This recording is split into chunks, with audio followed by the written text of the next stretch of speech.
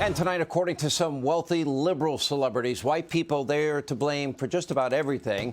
Now, for example, here's what Jane Fonda had to say about white men and climate change. Take a look. There would be no climate crisis if there was no racism. There would be no climate crisis if there was no patriarchy. It's a mindset that sees things in a hierarchical way. You know, white men are the things that really matter, and then everything else with nature at the bottom, sacrifice zones, right? It is a tragedy that we have to absolutely stop. We have to arrest and jail those men, they're all men, running the oil companies and the gas companies and the plastic refineries. We have to make them stop. This is really serious. We have to arrest and jail all those white men, and they're all men. All of them. Now, white women are not being spared either. Here's what the hard-hitting ABC News show The View had to say about them. Take a look at this.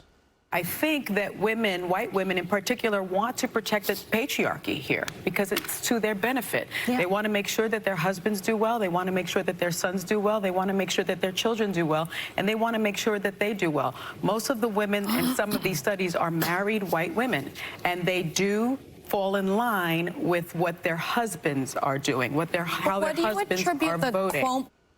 Here with reaction, the host of the Tudor Dixon podcast, Tudor Dixon, and Fox News contributor Ari Fleischer. I don't know who's laughing harder. Tudor will give you first shot at this. We have only between 7 and 8 years to cut our use of fossil fuels in half. No other country is going to go to that measure ever. So we are economically, energy-wise, unilaterally disarming. But your reaction to that and putting all these men and only men in jail?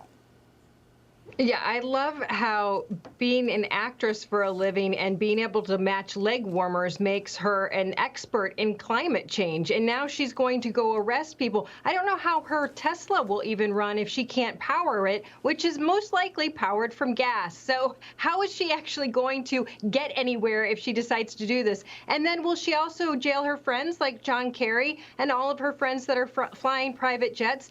I mean, it is absolutely ridiculous. And on The View, I remember a time when Barbara Walters was on there and she would have looked at them and said, we need to have the viewpoint from all women.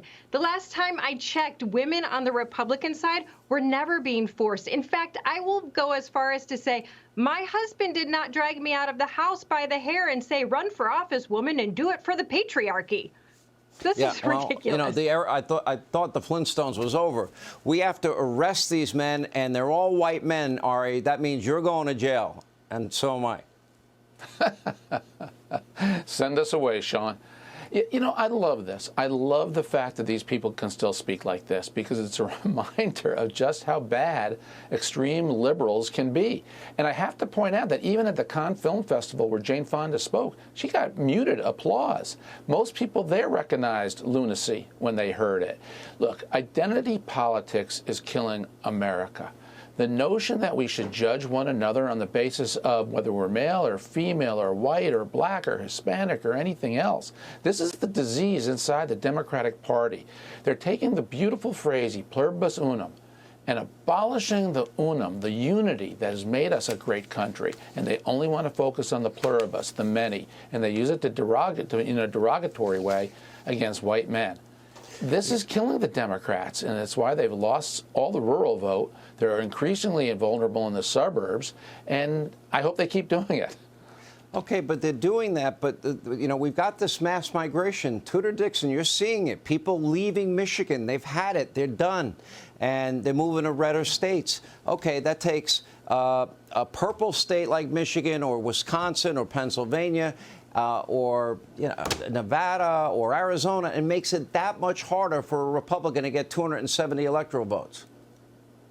Yeah, it makes it a purple state, a blue state, and it also destroys the state. I mean, we had Gretchen Whitmer just last week talking about what she was planning to do. I think actually it was earlier this week to try to increase population because we are bleeding population. We have no people left here. We have no businesses left here. So it is devastating. But I think it's good that they continue to go out and say this because they're being very honest now. They're being very open with these ridiculous comments about putting people in jail. And it is going to help Republicans.